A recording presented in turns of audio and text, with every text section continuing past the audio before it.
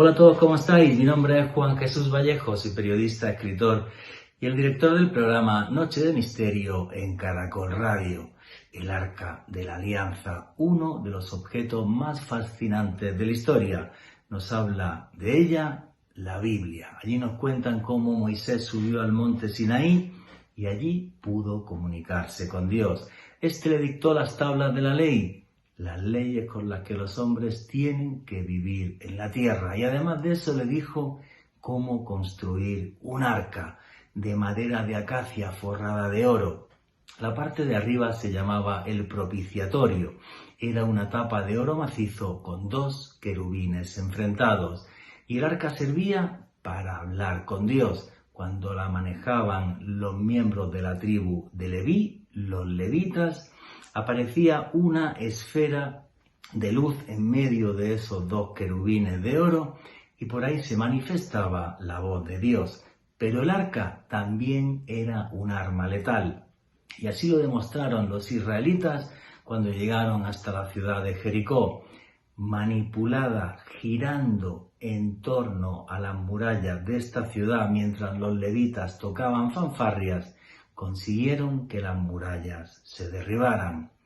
Un objeto sagrado que a día de hoy todavía se sigue buscando. Pero si queréis saber sobre esto y mucho más, no os perdáis el último podcast de Noche de Misterio en Caracol Radio. Arca de la Alianza, el arma de Dios. Noche de Misterio. Juan Jesús Vallejo.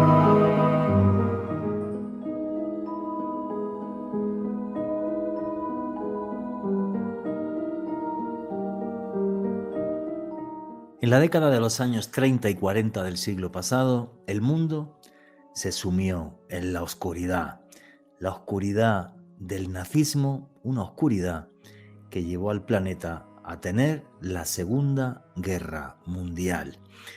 Pero en ese tiempo tan oscuro sucedieron cosas que me parecen fabulosas.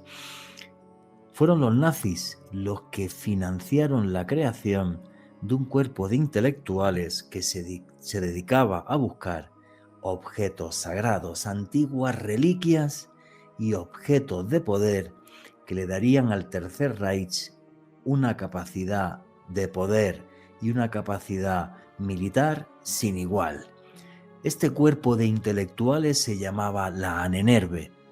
Estaban financiados y dirigidos directamente por el mismísimo Heinrich Himmler, el segundo de a bordo del régimen nazi.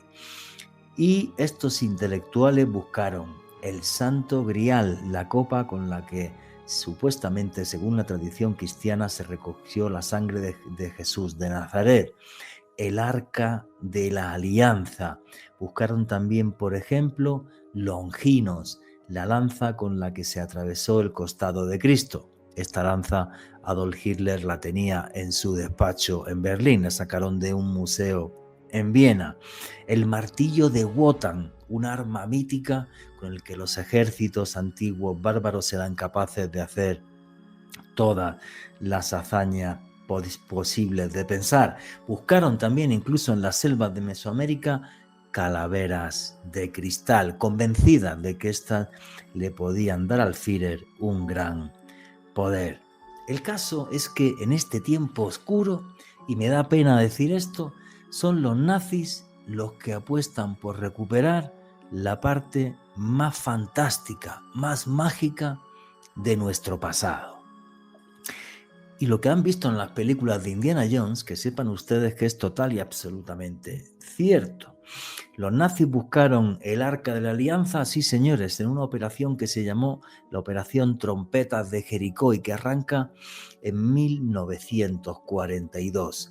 La pista que se siguió del Arca fueron dos, en concreto. Una, que los templarios habían recuperado el Arca y habría llegado hasta la ciudad de Venecia. Y desde ahí incluso que se había llevado a Túnez, hasta un cementerio donde se habría escondido.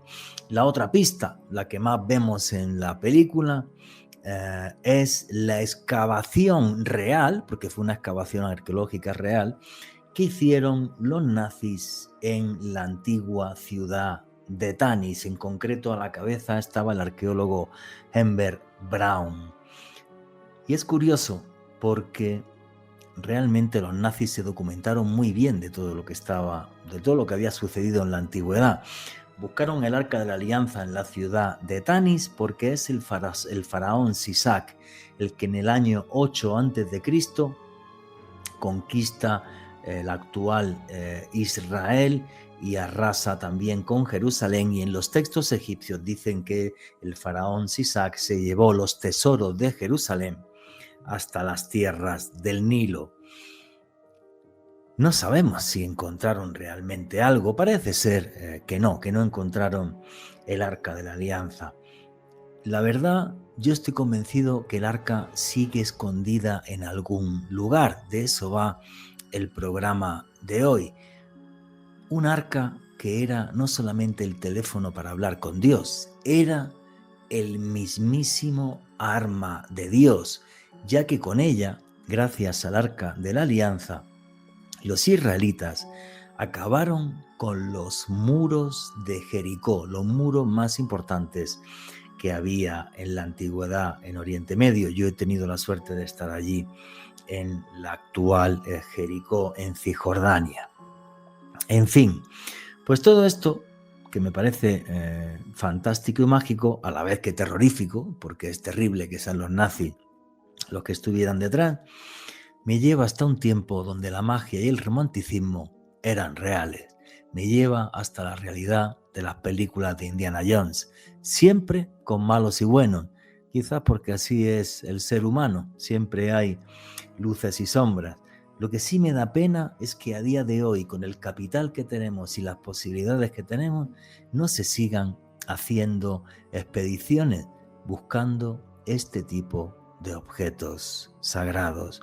Yo tuve incluso la suerte de sentarme con el conservador de Jerusalén y conseguir un permiso para buscar el arca con georradar y hacer un documental. Luego, no se lo van a creer, no conseguí financiación. Pero estoy convencido de que estos objetos son reales y de que el Arca de la Alianza fue escondida con celo por el pueblo de Israel en medio de los continuos ataques que sufrieron durante siglos. El teléfono para hablar con Dios, el arma de Dios capaz de acabar con aquellos que se opusieran a su voluntad, la que buscó el mismísimo Adolfo Hitler, la que nunca se encontró y estoy convencido que sigue existiendo. Y de eso va el podcast de hoy, de una búsqueda que nos llevará hasta territorios ignotos, de una búsqueda mágica que nos llevará detrás de las huellas de un objeto creado por el mismísimo Yahvé. Buenas noches, noctámbulos. Mi nombre es Juan Jesús Vallejo. Los que queráis seguirme en redes sociales, mi Twitter es @JuanGVallejo, Juan J. E. Vallejo. En Instagram y en Facebook, Juan Jesús Vallejo. Y esto es otro programa de Noche de Misterio. Y aquí lo que hacemos es periodismo de misterio. Nosotros os ponemos los hechos encima de la mesa y vosotros decidís qué hay detrás y qué no. Y por eso ya tenemos un numeral en Twitter para que todos pongáis vuestra opinión, preguntas y comentarios. Y ese numeral es Misterio Caracol. Repito, ese numeral es Misterio Caracol. Poner ahí qué opináis sobre el Arca de la Alianza. ¿Pensáis que sigue escondida? ¿Pensáis que realmente tenía el poder que le otorga la Biblia, los textos bíblicos, capaz de destruir ciudades enteras? Sabéis que hago viajes de autor. Este próximo año 2025, en septiembre y en octubre, haré grupos hasta Egipto. Grupos donde vamos a tener la suerte de poder ver la Gran Pirámide en privado. Tendremos 2 horas para ver nosotros la Gran Pirámide y hacer allí un pequeño ritual que nos conecte con las estrellas. También navegaremos por el Nilo, empapándonos de una magia antigua que a día de hoy sigue pudiendo transformarnos. Toda la información de mis viajes de autor la tenéis en la página web www.viajesjuanjesusvallejo.com. Repito, www.viajesjuanjesusvallejo.com. Los viajes que he dicho todavía no están puestos en la web, estarán dentro de poquito, pero hay un WhatsApp donde podéis escribir e ir ya reservando. Repito, hay un teléfono, un WhatsApp donde podéis escribir, ver cómo es el planning de viaje e ir reservando. Y arrancamos ya sin más dilación. Alejandro Bernal, amigo, compañero, ¿cómo estás? Muy bien, Juanje, un saludo para ti, también para todas las personas que en este momento sintonizan la señal en vivo de Caracol Radio, y también un abrazo enorme para todas las personas que disfrutan de este contenido a través del podcast que publicamos en el canal de YouTube de Caracol Radio. Hoy hablando de una de las reliquias más importantes de la historia, una reliquia que nos ha fascinado a todos los que amamos la saga de Indiana Jones, y hoy con una visión muy especial por parte de un experto como lo es Manuel Fernández Muñoz. ¿Te hubiera gustado buscar el Arca de la Alianza y haber pertenecido a la Nenerve? Claro que sí, Juanje, creo que los dos tenemos esa etiqueta ya comprado desde hace rato. Oye, que esto que estoy diciendo es muy triste. O sea, ¿me hubiera gustado trabajar en la Nenerve? Sí. Fíjate, no sé si recuerdas, hace como unos 2 años una noticia que apareció un maletín de la Nenerve por el Cáucaso y un cráneo extrañísimo y unas cosas súper locas en la finca allí de un señor. Claro que me hubiera encantado trabajar en la Nenerve, eso sí. Como a mí los nazis no me caían bien, pues luego si hubiera encontrado, si lo hubiera robado a ellos, si me lo hubiera llevado para otro lado y listo. Que fíjate que esto ya a caballo entre la leyenda y la realidad, ¿vale? Se habla de que básicamente además incluso buscaron a un cabalista judío en los campos de concentración y lo tenían ya dispuesto para poder llegar a abrir el arca. O sea, fíjate qué auténtica locura. En fin, bueno, pues vamos a dar paso a la entrevista que tenemos con Manuel Fernández Muñoz, todo un experto y un gran buscador del arca. No solo porque lo he visto en las películas de Indiana Jones. Me hubiera gustado vivir en ese tiempo donde había objetos que estaban revestidos por el poder de Dios, objetos que han sido capaces de romper las barreras del tiempo. El Arca de la Alianza, el arca con lo que los antiguos israelitas hablaban con el mismísimo Creador, el Santo Grial, la copa por la que según la tradición cristiana José de Arimatea recogió la sangre de Cristo, la copa con la que Jesucristo celebró la Eucaristía en la última cena, objetos revestidos de magia y de misterio que han sido buscados de una forma continua en la historia. Sin embargo, creo que Dios es sabio y como son objetos que es posible que tengan realmente un gran poder, los sigue ocultando para que los hombres no hagamos barbarie con ellos. Vamos a hablar de la búsqueda de este tipo de objetos, de su historia, de qué son, de qué significa, de qué poderes pueden llegar a tener. Y lo vamos a hablar y lo vamos a hacer con un buen amigo, con un hermano, con un colaborador ya, que es un orgullo y un placer tener aquí otra vez en Noche de Misterio en Caracol Radio, a Manuel Fernández Muñoz, que es autor de un libro súper recomendado, porque me lo está echando un vistazo esta tarde y además tiene muchos trozos que son novelados, que se llama El Grial de la Alianza. Repito, el libro de Manuel Fernández Muñoz se llama El Grial de la Alianza y es una búsqueda personal por diferentes países del mundo de objetos como el Santo Grial o el Arca de la Alianza. Manuel, amigo, hermano, ¿cómo estás? ¿Cómo vas? Pues un placer estar de nuevo aquí en este rincón de sueños tuyo y el placer es mío, el honor es mío y bueno, pues dispuesto a viajar, al menos de manera onírica por estas redes a través de nuestros sueños y llegar a todo el mundo que yo creo que al final todos, por muy viejitos que seamos, por muchos años que vayamos cumpliendo, al final todos somos soñadores. No, y qué forma tan buena y tan especial de soñar, que es a través de la búsqueda de estos objetos. A ver, tú has estado en Oriente Medio muchas veces, Manuel, eres un enamorado como yo también de Israel. ¿Y en qué momento dices, merece la pena arrancar esta búsqueda, aunque no encuentre jamás el Santo Grial, ni el Arca de la Alianza, ni absolutamente nada? Búsqueda que, repito, tenéis en el libro El Grial de la Alianza, que lo tenéis a través de Amazon aquí en todo el continente americano. Pues al final es que es como una iniciación, ¿sabes? Porque cuando tú estás persiguiendo uno de estos dos objetos culmen en dos religiones tan potentes como el judaísmo o el cristianismo, realmente lo que estás buscando es lo más sagrado que hay dentro de ti. Y a veces, como decía Paulo Coelho en El alquimista, su obra creo que más popular, tienes que salir de casa para encontrarte a ti mismo, porque el tesoro al final eres tú. Aunque vayas persiguiendo un arca de madera y oro, aunque vayas persiguiendo una copa, una bandeja, un linaje, como después, si quieres, vemos que será el grial, realmente lo que nos estamos buscando es a nosotros mismos, el Dios que llevamos dentro de nosotros, para poder, igual que sucede con estos dos objetos, revestirnos de un material noble y brillar. Porque me dijeron, fíjate que antes de adentrarme, esto es realmente el Grial de la Alianza, es un cuaderno de campo, como ya te habrás dado cuenta, de una búsqueda que me llevó durante 20 años a intentar localizar los vestigios del Arca de la Alianza y del Santo Grial.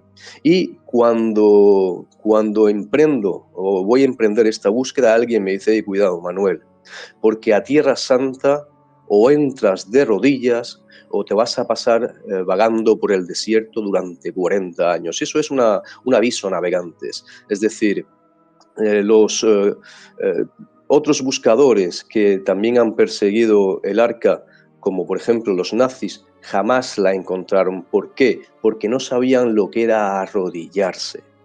Y en este libro sí que lo hacemos, nos arrodillamos mucho, no solamente ante las personas que vemos, nos arrodillamos también ante la sabiduría de otros pueblos, ante las miradas de otras personas y ante el respeto que merece quien no piensa igual que nosotros.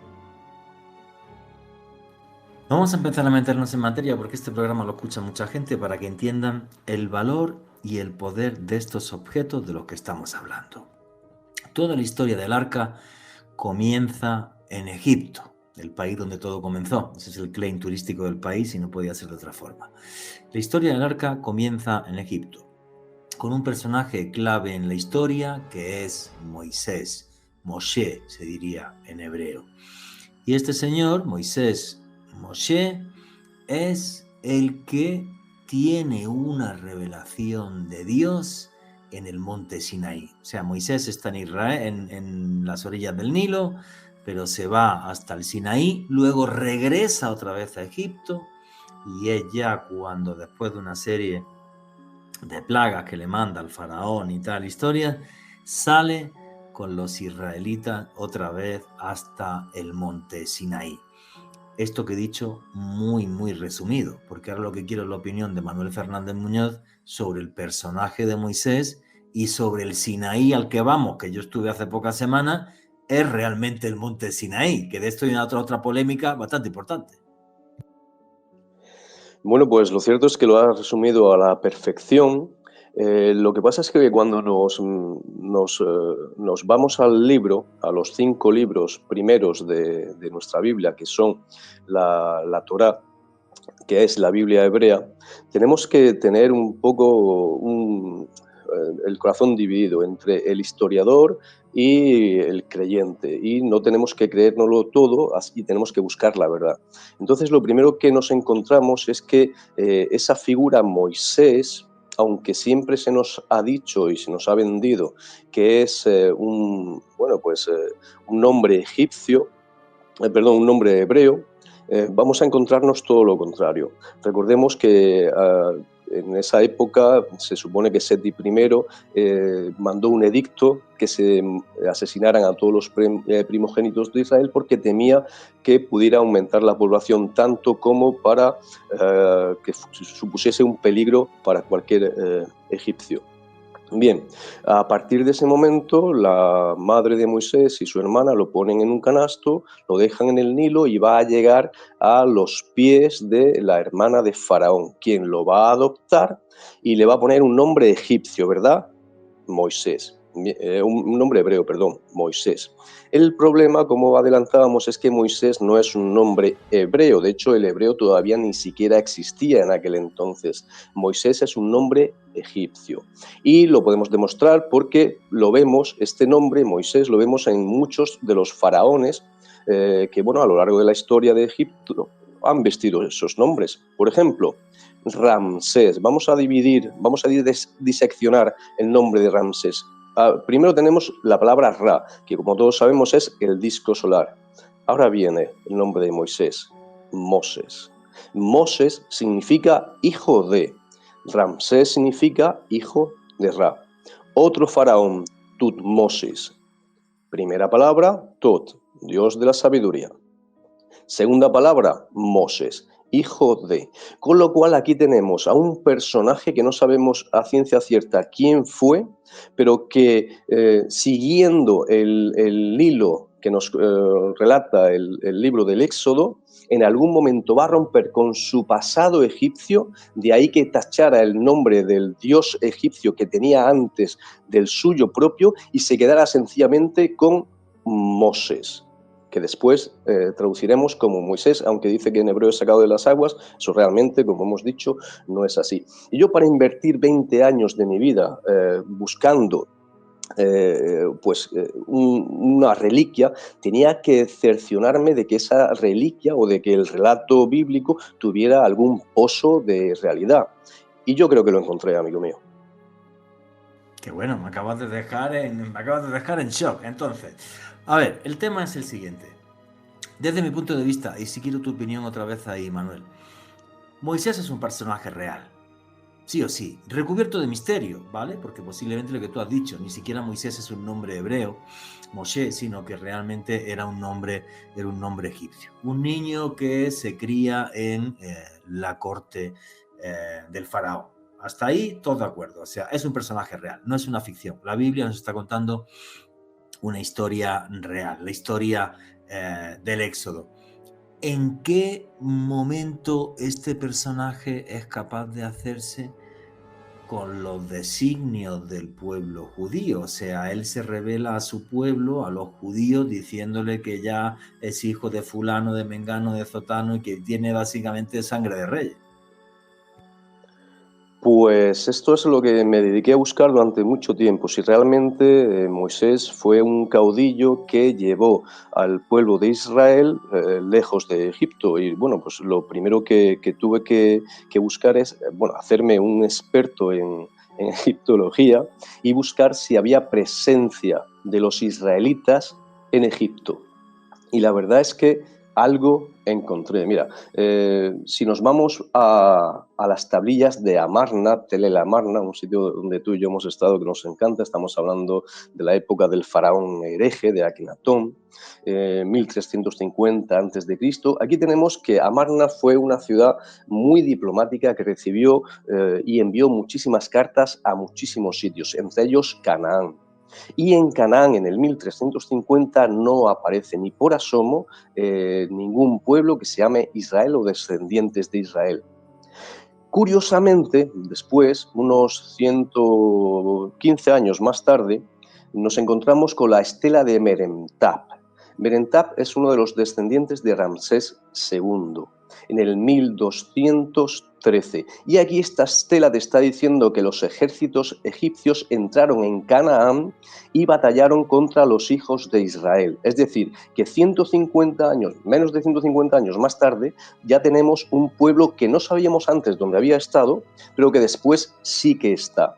Así que podemos presumir que durante esos 100 y pico años Israel pudo estar perfectamente en Egipto y que después, fíjate qué curioso, quien los persigue va a ser Ramsés II. Si Moisés, estamos hablando de un tiempo determinado, en la dinastía de los Ramésidas, si Ramsés estuvo coligado con Moisés y se vio obligado. Recordemos que Ramsés II es uno de los faraones más megalómanos que ha habido en todo Egipto. Sin ir más lejos, vámonos a ver el templo de Abu Simbel, que es un templo a él.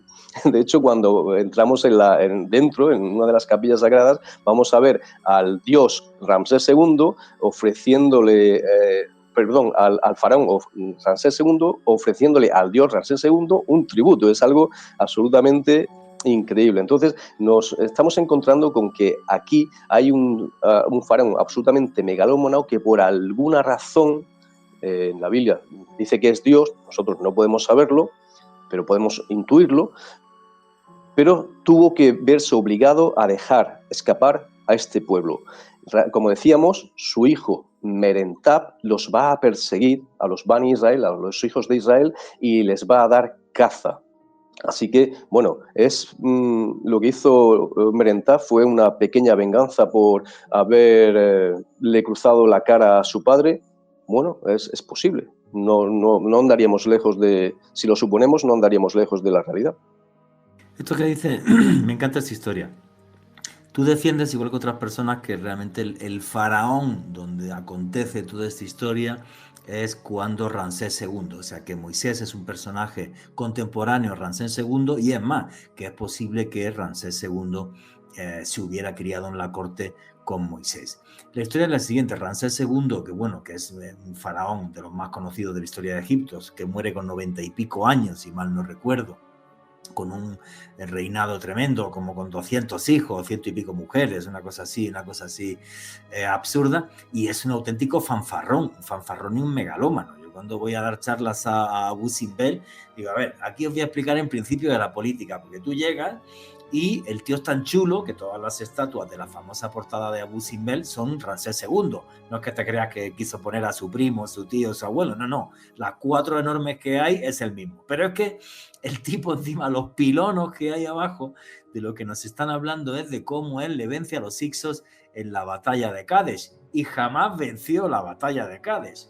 O sea, el tío es tan chulo que se hace Dios encima de una mentira, como todos los políticos, un psicópata, o sea, un auténtico psicópata. Sí, en la batalla de Cádiz él llegó a un estado de tabla, ¿no? Se asustó porque él podía perder su ejército, los hicsos también, hicieron un tratado diplomático de los primeros de la historia de, oye, tú dame a tu hija, que viene a mi corte, yo te doy a ti también, aquí nos casamos todos con todos hermanitos y cada uno en su tierra y no nos fastidiamos. Pero él le mintió a su pueblo, dijo que había arrasado a los hicsos. Pero más chistoso todavía es que en el templo de Nefertari, de su esposa favorita, que si miras al templo de Abu Simbel está justo a la derecha, es tan chulo que cuando tú entras en ese templo, el de Nefertari, a la mano izquierda, es la única representación del dios Set, del demonio que va a ver la gente en Egipto. Cuando va a Egipto, bueno, los guías no lo conocen mucho este detalle y tal, pero si vas con alguien que sepa y tal, te lo va a explicar. Y es que a los egipcios dibujar a Set, el demonio, les daba mucho miedo, porque era un personaje muy oscuro, y ellos sí creían en la magia. Entonces Ramsés II es tan chulo que hace que el dios Set, el demonio, le corone igual que otros dioses. Soy tan chulo que a mí hasta el demonio me pone la corona. O sea, imaginaros la mentalidad de Ramsés. Ahora, no quiero imaginarme ese chulo de esquina de barrio cuando tuvo que agachar la cara y dejar que los israelitas se fueran. O sea, lo de las plagas tuvo que ser verdad entonces, según tú, ¿o no, Manuel? Pues la verdad es que tenemos otros 2 papiros que nos están hablando o nos están dando bastantes pistas para pensar que el relato veterotestamentario fue real. Uno es el papiro de Harris, es llamado así porque fue adquirido por un arqueólogo, A.C. Harris, y está datado a finales de la vigésima dinastía, y se relata en este papiro cómo los egipcios persiguieron a los Shasus, es decir, a quienes después hemos identificado como los Bani Israel, los hijos de Israel. Pero recordemos que los hijos de Israel, se supone que el relato bíblico, tienen que irse de Canaán. Recordemos que el patriarca José es en la mano derecha del faraón, llega vendido por sus hermanos allí, pero que sus hermanos tiempo después tienen que ir a Egipto porque hay una gran hambruna en Egipto. Bueno, pues esto lo tenemos en el papiro de Anástasis VI, que describe cómo algunas tribus beduinas tienen que entrar en Egipto huyendo de la sequía y de la hambruna, que al final está concordando la historia con lo que el relato bíblico nos está diciendo. Y esto quiero aquí hacer un matiz. No significa que toda la Biblia sea histórica. Vemos que, bueno, dentro de la amalgama de libros que tiene la Biblia y de todos los años en los que se compilaron, hay muchos relatos mitológicos sumerios, egipcios, que van a añadirse al canon hebreo. Pero hay una parte de historia que no podemos negar, y una de ellas es el éxodo de los israelitas de la tierra de Egipto y su entrada a Canaán, y otra, para mí, indudable, es la existencia de Moisés. Y qué importante es bucear en la arqueología bíblica para recuperar partes de nuestro pasado que nos pueden ayudar también incluso a entender nuestro presente. Y aquí seguimos en Noche de Misterio, vuestras preguntas y comentarios a través del numeral Misterio Caracol. Y estábamos hablando de arqueología bíblica y la entrevista con Manuel Fernández Muñoz continúa así. Yo estoy completamente de acuerdo contigo. Para mí Moisés tuvo que existir sí o sí. Y ese éxodo tuvo que ser real. Y ahí la Biblia lo que hace es recoger un hecho real. Hay toda una disciplina que se llama arqueología bíblica, que además va sobre esto, va de demostrar arqueológicamente, históricamente, que ciertos hechos de la Biblia son total y absolutamente reales. Para mí esto es una historia total y absolutamente real.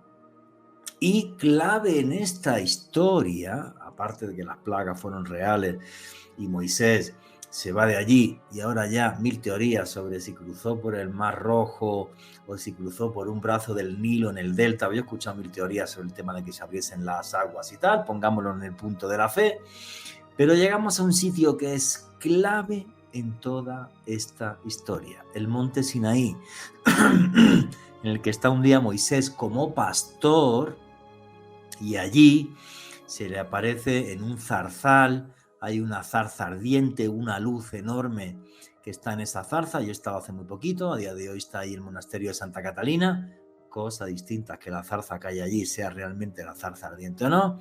Y allí se le aparece por primera vez Dios, esa luz. Moisés además no es capaz de mirarlo a los ojos, cuenta la historia, y le dice: yo soy el que soy. Básicamente le dice: soy Dios, y regresa por el pueblo de Israel. Y ahora el monte Sinaí es un lugar de adoración. Por desgracia ahora va muy poca gente. Por culpa del conflicto de Gaza la gente tiene miedo.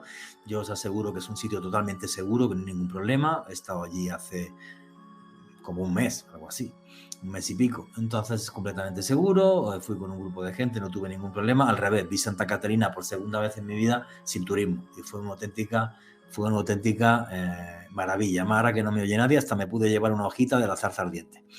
Me pude subir allí y arrancar una hoja, que la llevo en la billetera, por cierto. Es el monte Sinaí. Primero que nos cuentes la importancia del monte Sinaí desde tu punto de vista, Manuel, y luego, ¿es el monte Sinaí al que vamos el real o qué sabe nadie? Pues la verdad es que no es el real. No es el real porque además el monte Sinaí actual se lo debemos a Santa Elena, que es la madre del emperador Constantino, que fue la primera promotora de viajes sagrados. Ella llega, pero no solamente al Sinaí, ella primero llega a lo que hoy es el Estado de Israel, y va por Nazaret, va bajando por Nazaret, llega a Jerusalén. En Jerusalén también dice descubrir el Santo Sepulcro. ¿Cómo? Porque el obispo Macario es el encargado de los santos lugares en Jerusalén. Estamos hablando del año 300 y pico, 320, 330 después de Cristo. Él tiene el convencimiento, este sacerdote, de que el sepulcro de Jesús está justamente donde los romanos levantaron un templo a Afrodita. A mí esto me parece absurdo, pero bueno, Elena le dio cierta credibilidad. Entra dentro de este templo, entra en el subsuelo, en los sótanos de este templo, y allí, curiosamente, fíjate, encuentra 3 cruces. Pues bueno, pues aquí tienes la prueba evidente de que aquí no solamente es el lugar de crucifixión de Jesús, sino también su sepulcro. Pero tenemos 3 cruces. Pues una es la de Jesús y las otras son de los 2 ladrones. ¿Pero cuál es la de Jesús? Bueno, pues vamos a sentar a un leproso, vamos a tumbar a un leproso en una de ellas, y en la que se cure, pues es la cruz de Jesús. Y así es como se descubre el Santo Sepulcro, el lugar del Gólgota, y en sí el nicho mortuorio de Jesús. Me parece un poco Bueno, pero es que Sacado- yo adoro a Santa Elena. O sea, a ver, era una tía genial. Te voy a explicar por qué desde mi punto de vista. Era la madre de Constantino. Y Constantino es un emperador que coge y hace que lo bauticen al final de sus días ya. Pero bueno, se hace cristiano. El tipo es la cruz de Cristo hoy día gracias a Constantino, la batalla de Puente Milvio, donde él dijo, y sobre este, y con este el símbolo vencerá, crismón. que era un crismón realmente, no era una cruz que Exacto, sí. luego se deformó. Efectivamente, y entonces cuando este paga el concilio de Nicea y pone la plata para que vengan los papas que había en el mundo, que no solamente estaba el papa de Roma, que había uno en Alejandría, había otro en Armenia, había otro en Damasco, bueno.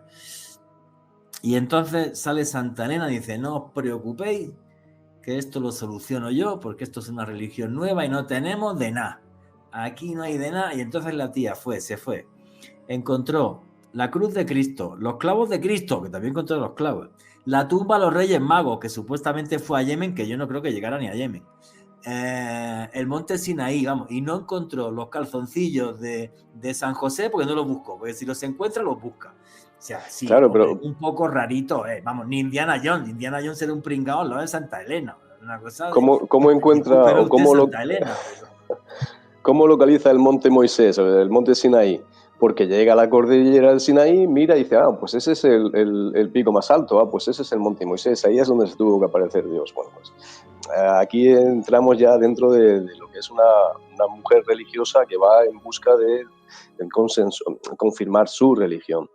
Entonces, posiblemente estos sitios no tengan nada de historicidad, pero sí tienen mucho romanticismo. Y desde mi punto de vista, no solo confirmar una religión que estaban haciendo, sino decir, las reliquias, ¿qué es lo que traen? Milagros y gente.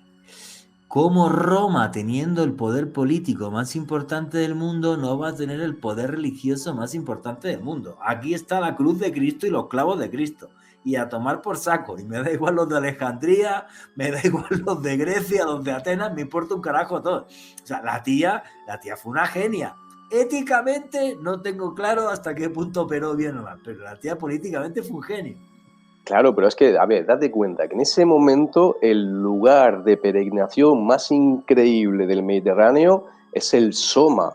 ¿Y qué es el Soma? El monumento a Alejandro Magno que estaba en Alejandría. Ese lugar recibía cientos y cientos de peregrinos, cientos y cientos de monedas al cambio, y Alejandría brillaba gracias al Soma de Alejandro Magno. Necesitamos otro nuevo sepulcro, en este caso de Jesús, para hacer que rivalizara con el Soma de Alejandro. Así que había que encontrarlo sí o sí.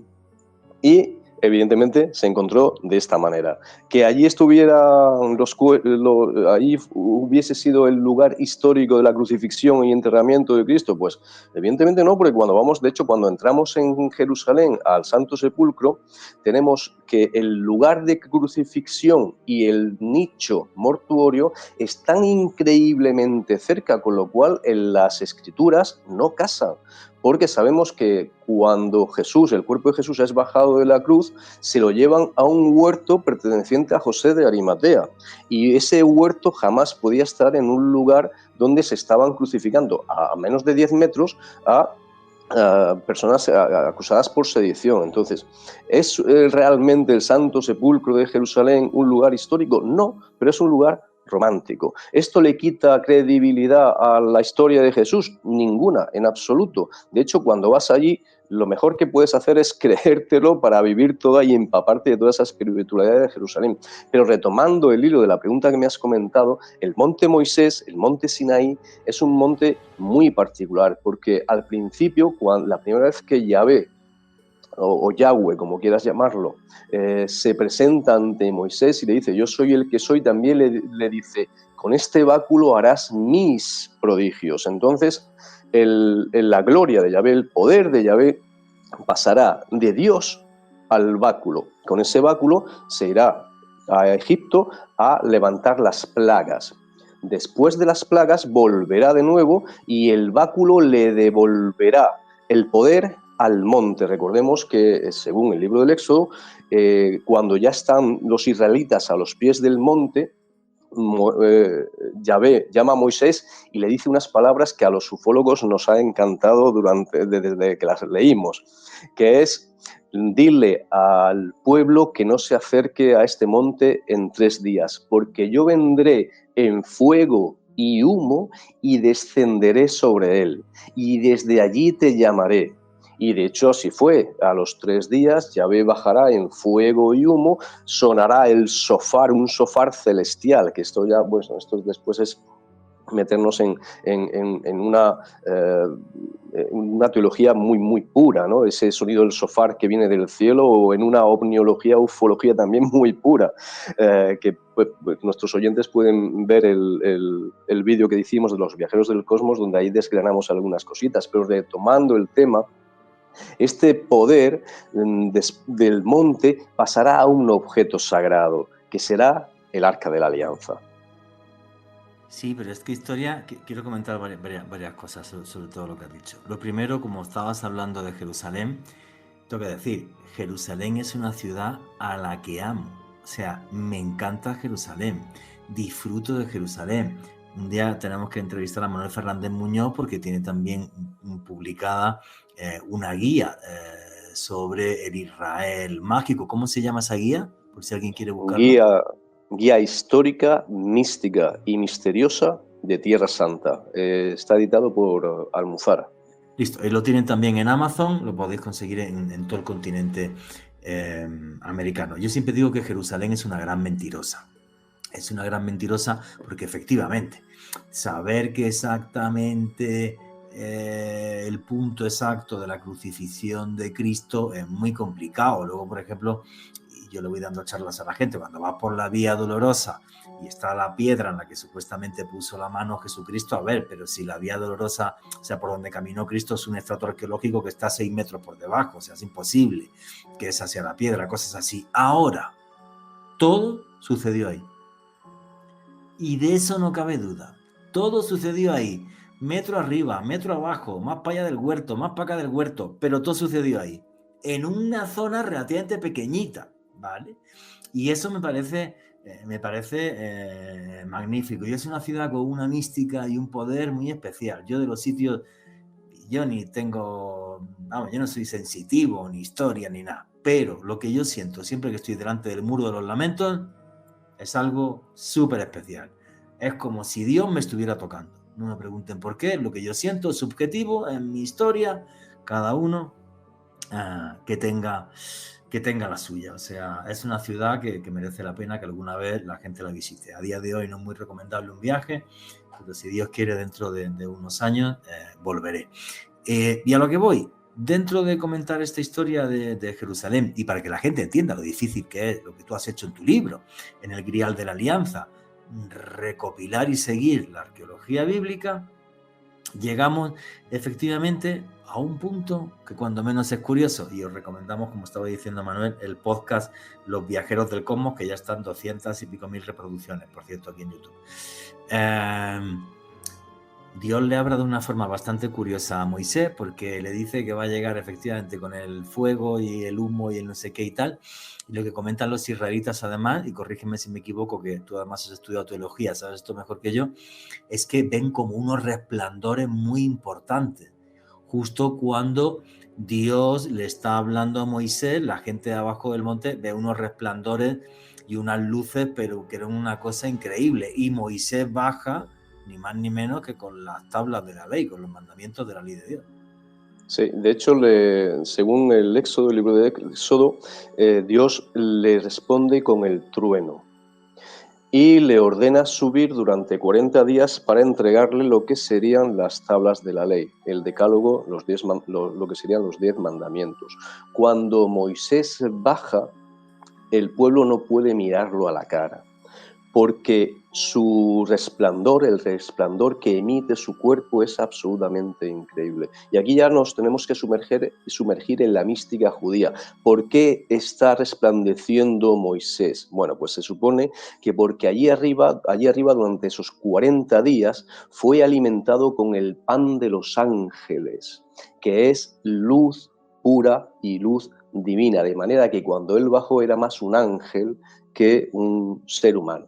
Y él bajó además también con unas instrucciones muy precisas, además de ese decálogo, bajó con las instrucciones para construir un objeto mágico, un objeto que pudiera contener la fuerza de esas dos tablas de la ley. Nos estamos refiriendo al Arca de la Alianza, un arca que debía construirse con madera de acacia. La madera de acacia es muy usual en Oriente Medio, y es una madera muy resistente y es también bastante oscura.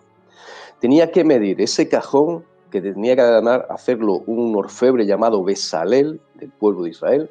Tenía que medir 67 centímetros de ancho por 67 de alto por 111 de largo. Tenía que estar hecho con madera de acacia, recubierta de oro.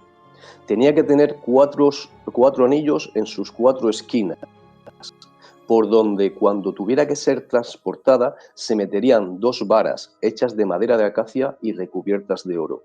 Encima, lo que sería la tapa, o llamado también propiciatorio, sería hecho de oro con 2 querubines enfrentados, con las alas extendidas y enfrentados. Cuando Yahvé quisiera comunicarse con Moisés, después con Aarón y después con los sumos sacerdotes, bajaría esa nube del cielo, se posaría entre las alas de los querubines y hablaría con el pueblo, siempre que éste también estuviera muy bien protegido con un dieléctrico, es decir, con vestidos hechos de lino, y con el efod, que es una especie de amuleto con 12 piedras. Bien, aquí tenemos la descripción del Arca de la Alianza, el objeto que llevo buscando durante casi toda mi vida. ¿Quieres que te diga dónde está, Juanje? Porque tú lo has visto. ¿Dónde? Que me estás asustando, tío. Te iba a contar, pero ya no nos dejes en agua. Pues tú acabas de verla hace un mes. De hecho, y estoy seguro que la has visto y que has pasado y que te has detenido delante de ella. Lo que pasa, déjame por favor mirar con mis ojos, ¿vale? Te voy a enseñar el arca, pero tienes que mirar con mis ojos, a ti y a todas las personas que nos están viendo también. Alejandro, ponte tú también mis gafas, por favor. Dale. Howard Carter, cuando descubre los tesoros de la tumba de Tutankamón, va a descubrir también el Arca de la Alianza. Un arca hecha de madera de acacia, recubierta de oro, con 4 anillos, con 2 varas metidas en cada extremo, cuando tiene que ser procesionada, con una losa. La única diferencia es que la losa que tenemos del arca que encontró Howard Carter, del arca de Tutankamón, en lugar de tener 2 querubines, tiene al dios Anubis. En todo lo demás es exactamente igual al arca de Moisés, lo que también da credibilidad al relato, porque estamos hablando de un periodo artístico que es exactamente igual, es decir, que esta arca de la alianza es exactamente igual a las arcas que pululaban en la dinastía de los Ramésidas en Egipto.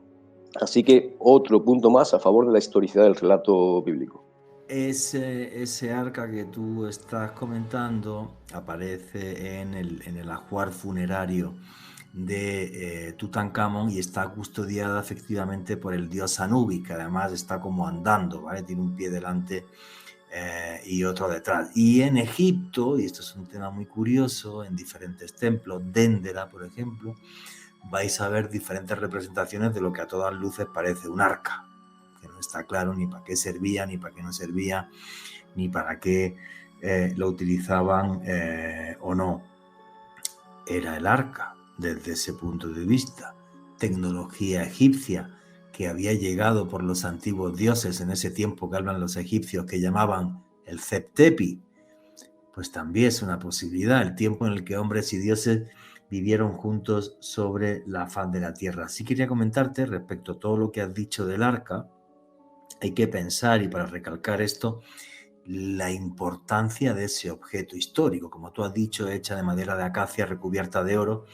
La parte de arriba, el propiciatorio, que era de oro macizo, con esos 2 querubines. Y es curioso, porque realmente es un transistor para hablar con Dios. Y además no solamente esas 2 varas para poder cogerla, para poder agarrarla y tal. Solo la tribu de los levitas podía manejar el arca. Solo la tribu de los levitas que era conocedora de su profundo poder.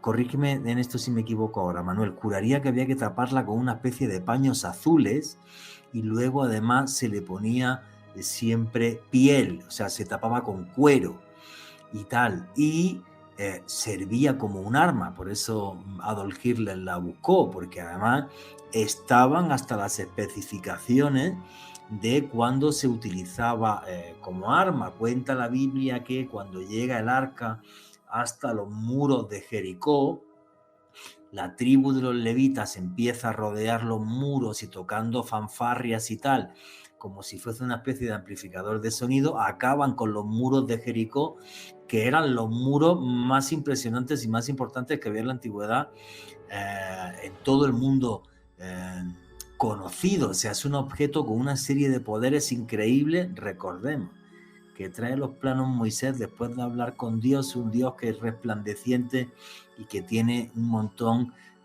de luces y tal. Pero para ti, ¿el arca es tecnología humana antigua egipcia o es otra cosa?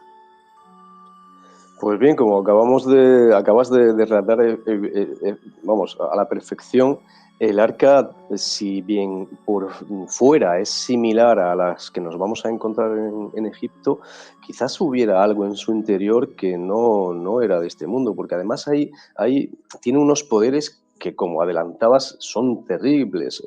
Bien decías cuando mencionabas que durante 7 días va el arca junto con los shofar y las trompetas de 60 centímetros, los primeros 6 días le van a dar una vuelta a Jericó. El 7º día van a darle 7 vueltas, el arca primero y después los shofar. Los shofar es un cuerno de carnero o de íbice y después tenían como ajuar también estas trompetas de unos 60 centímetros hechas de plata. Y cuando se dan estas 7 vueltas el último día, sonarían los shofares y sonarían las trompetas, y de las 4 murallas de Jericó caerían 3, lo que serviría para que los israelitas tomaran al asalto la ciudad. Pero es que ahora tenemos poderes también que son absolutamente brutales. Abre las aguas del Jordán, como ya hizo el báculo de Moisés, que lo hemos dicho, que el báculo de Moisés le pasa los poderes al monte, el monte se los devuelve al arca. También lo hemos dicho, es un comunicador, es un móvil para hablar con Dios. También va a traer la nube y el fuego, pero también va a tener ciertos comportamientos muy curiosos. Va a bendecir, curiosamente, a una persona que no es israelita, que es además es un pagano. Se va a quedar en la casa de Obededón, que como decimos es un cananeo, y va a hacer que él, que no podía tener hijos, tenga varios hijos. Entonces es algo muy curioso. En un momento es una dicotomía. En un momento tiene poderes terribles, en otro momento tiene poderes absolutamente fantásticos. Y en los poderes terribles va a matar, va a aniquilar a dos muchachos que son los hijos de Aarón, que lo único que hacen es ofrecerle a Dios, entre comillas, un incienso que él no había pedido. Ellos se llaman Nadab y Abidú. Cuando los muchachos se acercan con este incienso al arca, va a salir de ella 2 rayos que le van a parar el corazón a los 2 muchachos. Destruye también a otro joven, al joven Uzá. Cuando el rey David conquista Jerusalén y la hace la capital de su reino, decide lógicamente que el arca tiene que estar junto a él.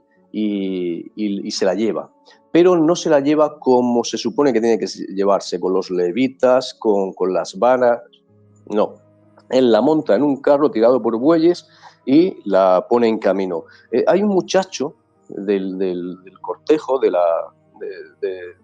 cortejo de David que ve que el arca se va a caer y sencillamente se atreve, gran blasfemia, a extender una mano y sujetarla. En ese momento el muchacho va a caer fulminado al suelo y muerto. Y sabes que esta muerte va a conmocionar a David, lo que le da también mucha credibilidad al relato, porque David se dirige a Dios y le dice: ¿pero por qué? ¿qué sentido tiene matar a un crío que no había hecho nada, que lo único que quería era que el arca no se cayera? Entonces este espaldarazo de David a Dios, como digo, le da credibilidad al relato. También vamos a saber que cuando está en manos de los filisteos están, cuando Israel entra en Canaán, pues hay varias tribus que ya están asentadas en Canaán, entre ellos los filisteos. Van a guerrear con ellos y los filisteos van a ganar esa batalla y van a coger el arca porque es la representación del Dios de Israel y se la van a llevar a su ciudad, a Asdod, y la van a meter dentro del templo de su divinidad, que es Dagón. Y ahí empieza toda la telenovela que hay en torno al Arca de la Alianza, el momento en el que es robada de Jerusalén. Y aquí seguimos en Noche de Misterio, vuestras preguntas y comentarios a través del numeral Misterio Caracol. Estamos siguiendo la pista del Arca de la Alianza, que acaba de ser robada en ese momento de la historia y ha salido de Jerusalén. Y la búsqueda del arca, guiado de la mano de Manuel Fernández Muñoz, continúa así.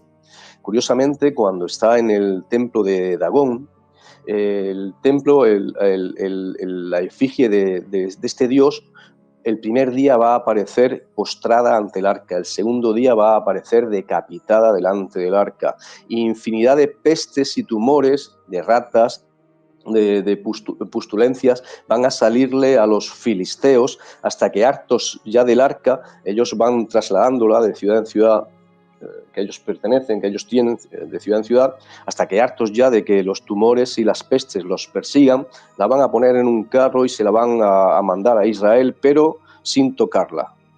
No querían saber de ella, no querían tocarla ni con un palo. Y va a llegar a la ciudad de Bet-Semes. En Bet-Semes, cuando ven venir al arca, montada en este carro, los de Bet-Semes, los ciudadanos de Bet-Semes, se ponen muy, muy, muy contentos y se la llevan al lugar más santo, la ponen allí y también se van a atrever a abrirla. Y esto va a ser algo que coja Steven Spielberg en su película del arca, cuando los nazis la abren, que de ella va a salir un montón de, bueno, pues no saben, de una fuerza bastante oscura que va a quitarle la vida a todos los que estaban aquí. Bueno, pues esto está basado en lo que pasó en Bet-Semes, cuando los de Bet-Semes abren el arca y este arca de alguna manera mata a las 70 personas que estaban mirándola. Entonces, como te digo, es una dicotomía. En algún momento el arca es buena, en algún momento el arca es mala. Sí tenemos que decir que cuando llega a Jerusalén, David no puede hacerle el templo porque David tiene las manos manchadas de sangre y será Salomón quien le haga su templo. El único fundamento del templo de Salomón es proteger el arca. De hecho, por eso en el judaísmo solamente hay un templo. Bueno, después adelantaremos que esto no va a ser así, pero será dentro de un ratito. Pero a priori solamente puede haber un templo porque solamente puede haber un arca, ¿o no? El templo hecho en el monte Moriah en Jerusalén, a día de hoy de ese templo, de la segunda reconstrucción del templo que hace Herodes, solamente nos queda el muro de los lamentos, el monte Moriah, el lugar más sagrado del mundo, porque es sagrado para cristianos, musulmanes y judíos. Ahora vamos a hablar de él, pero Alejandro Bernal quería preguntar algo. Juan G, es que definitivamente fascinado con esa historia del arca, un instrumento que, como muy bien nos lo decía nuestro amigo Manuel Fernández Muñoz, amplificaba ya fuera la bondad o la destrucción, era un elemento que contenía otras grandes reliquias dentro de Israel, no solamente las tablas de los 10 mandamientos, sino la vara de Aarón también estaría dentro del arca, y un elemento que a mí me parece particular, una jarra de oro que contendría maná. Por eso muy bien señalaba Manuel Fernández Muñoz, cuando Moisés bajó con las tablas de la ley y tenía ese brillo especial y había sido alimentado con ese alimento que consumían los ángeles, habría sido esta especie de maná que también tuvo el pueblo de Israel en su peregrinación durante 40 años por el desierto, algo maravilloso que hace parte de esta iconografía y de estas reliquias que estarían dentro del arca, Juan G. Reliquias importantísimas para el cristianismo y para el judaísmo. Me apuraría decir que hasta para el Islam también. O sea, muy, muy bueno ese dato.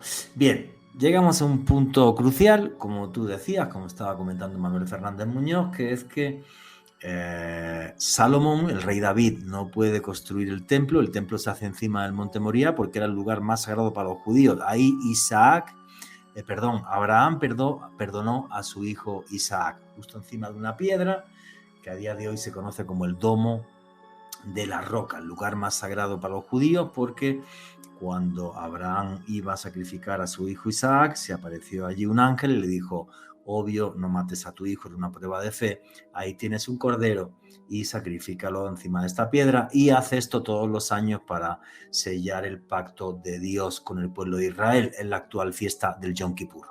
Y eso justo se hizo en una roca, entonces esa roca era súper sagrada, en un monte que es tan pequeño que ni se ve, es una colina, el monte Moría, y Jerusalén, digamos, que está en torno a ese pequeño monte. Y en ese templo se construye y se guardan 3 cosas tremendamente importantes. El arca de la alianza, como hemos dicho, el transistor, el teléfono para hablar con Dios. La menorá, un candelabro de 7 brazos enorme que reflejaba la luz de Dios en la tierra. Corrígeme, que tú has estudiado teología, sabes de esto más que yo, Manuel.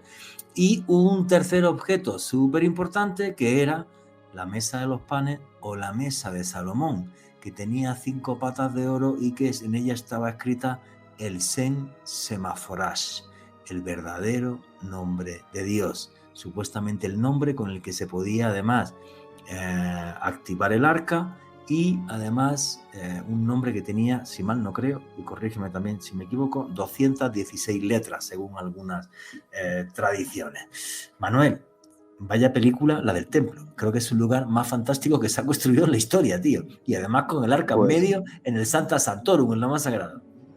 Sí, apuntar un par de cositas. Hay en la Biblia, cuando se habla de lo que hay dentro del arca, hay una aparente contradicción. Después vamos a ver que no es tal. Y una es lo que decía Alejandro, ¿no? Que en algún momento se dice que hay un gomor, es de una medida, un jarro con el maná. También está la vara de Aarón, que es una vara que florece delante del hermano de Moisés, nombrándolo a él sacerdote perpetuo. Y después tienes las tablas de la ley. Pero en otro momento se dice que dentro del arca de la alianza solamente están las tablas de la ley, con lo cual ahí o hay una dicotomía o había 2 arcas, que después, si quieres, vamos a resolver ese misterio. Y por otra parte, tenemos y gracias por haber hecho este comentario, porque tenemos que desmitificar una cosa. La mesa de Salomón no es un ajuar del templo de Salomón, es una leyenda toledana de la comunidad sefardí de España que se ha ido perpetuando, se ha ido diciendo de boca a oreja, pero la mesa de Salomón nunca entró en el ajuar del templo. Lo que está dentro del ajuar del templo, como bien decías, es la menorá, el candelabro de 7 brazos, la mesa de los panes de la proposición, que no es la mesa de Salomón, es una mesa donde se ponían 12 panes por cada una de las tribus y los sacerdotes la consumían, se ofrecía a Dios y después la consumían. Y después está el arca de la alianza. ¿Dónde está el Sem Semáfora? Es decir, ¿dónde está el nombre secreto de Dios? Está labrado en el arca. Pero no está labrado a la vista de todo el mundo, está hecho como un anagrama. Se hace un anagrama del nombre auténtico de Dios en el arca. Ese nombre, cuando se construye el templo de Salomón, ese nombre pasará a estar labrado en el Sacta Santorum. Por eso tampoco nadie podía pasar allí, solamente los sumos sacerdotes y una vez al año, como bien comentabas, en el día del Yom Kippur. Y este nombre es ultra secreto, nadie lo conocía. Bueno, nadie no, sí que hubo alguien que lo conoció. Y además te voy a dar un dato, porque es que a veces las cosas, como las tenemos tan cerca, no somos capaces de verla, pero si me permites, voy a rezar contigo una oración que seguro que no conoce nadie. Padre nuestro que estás en los cielos, santificado sea tu nombre. Oye, ¿y cómo Jesús va a santificar el nombre de Dios si no lo conoce? Evidentemente Jesús conocía el nombre secreto de Dios, que ya te adelanto que no es Yahvé ni Yahweh. Era otro nombre bastante más sacrosanto, bastante más sagrado, un nombre por el que Dios te respondía personalmente. Oye, qué precioso todo lo que has contado. No conocía ese dato de que el nombre de Dios, el Sem Semaforash, estaba como un anagrama en el arca. te quiero preguntar, porque me estoy asustando porque falta media hora de entrevista, pero no quiero que esto... Del Santo Grial hablaremos otro día, pues no va a dar tiempo hoy. Vale, otro día te entrevisto y hacemos... Sí, es verdad, porque quiero terminar esto bien, macho. Todavía no hemos llegado a Etiopía y a la búsqueda del arca y esto lo estamos contando súper bien y yo me lo estoy pasando como un enano. Me imagino que el resto del público igual. Entonces, el tema es el siguiente. Está el arca, está la menorá y llega un señor malísimo que se llama Nabucodonosor II. Siglo VI a.C., creo por ahí, más o menos. No recuerdo la fecha exacta. Un tío, como diríamos en Andalucía, un malaje, llegó el tipo, arrasa Jerusalén, arrasa el templo y a partir de ahí se pierde la pista del arca.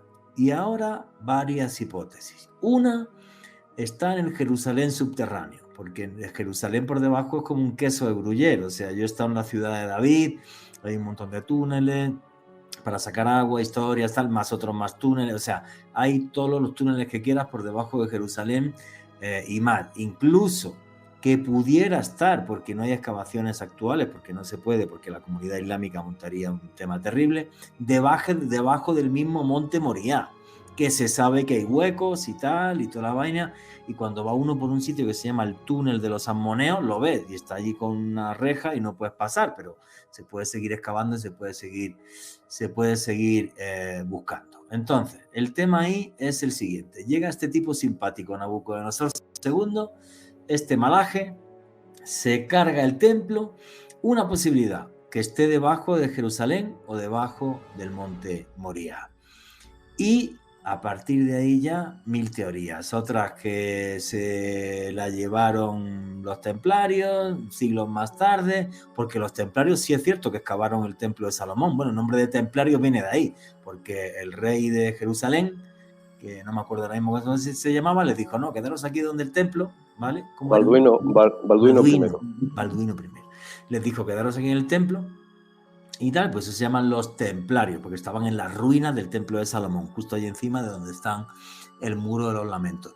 Entonces, que se la llevarán luego siglos más tarde los templarios porque la encontraran, esa es otra teoría. Que acabase incluso en España o en Francia, porque cuando el general Tito en el año 66 después de Cristo arrasa Jerusalén otra vez, sí está claro que en el arco de Tito en Roma aparecen diferentes objetos del saqueo, se ve la menorá claramente, por ejemplo, o una menorá, que no significa que sea la misma que hubiera antes, efectivamente, y incluso nos hablan de Etiopía. A ver, ¿dónde leche está el arca? Que todos hemos visto Indiana Jones. Manuel. Pues tenemos varias vías de investigación. Si nos vamos a, por ejemplo, Ezequiel está en Babilonia. Como bien decías, bien adelantabas, cuando Nabucodonosor II destruye Jerusalén, se lleva todo lo que ha encontrado dentro del templo, se lo lleva con él a Babilonia. Él va a poner allí a un rey títere que después también lo va a traicionar y al final va a regresar y va a destruir Jerusalén, la va a dejar va a destruir absolutamente todo. Va a dejar una ciudad completamente llana. Bien, tenemos que tener, y se va a llevar, como decíamos, a toda la población con él a Babilonia. Tenemos varias vías de investigación y nos vamos a Ezequiel. Ezequiel es un profeta que está en Babilonia y no te puede hablar claramente en sus escritos para que no se enteren, evidentemente, sus captores. Pero él te está diciendo que la gloria de Yahvé, recordemos que esa nube que aparece cada vez que Dios se hace presente, es llamada la gloria de Yahvé, dice que la gloria de Yahvé salió por el pórtico oriente llevada por 2 querubines. Vamos a traducir. Aquí Ezequiel te está diciendo que el arca de la alianza salió por la puerta dorada, que tú has estado alguna vez también allí, sabes que está tapiada porque se supone que por allí vendrá el Mesías. Y Ezequiel te está diciendo que por allí salió el arca de la alianza. Pero es que nos vamos a Jeremías, que es otro profeta contemporáneo a lo que está pasando, y te dice algo bastante extraño. Te dice, y abro ahora comillas, te dice, cuando Dios perdone a Israel por sus pecados, porque ellos consideraban que la caída de Jerusalén fue a causa de los pecados del pueblo. Dice, cuando Dios perdone a Israel por sus pecados, ya no hará falta que se reconstruya un arca. Bien, cuando te dice esa palabra reconstruya, ¿qué significa?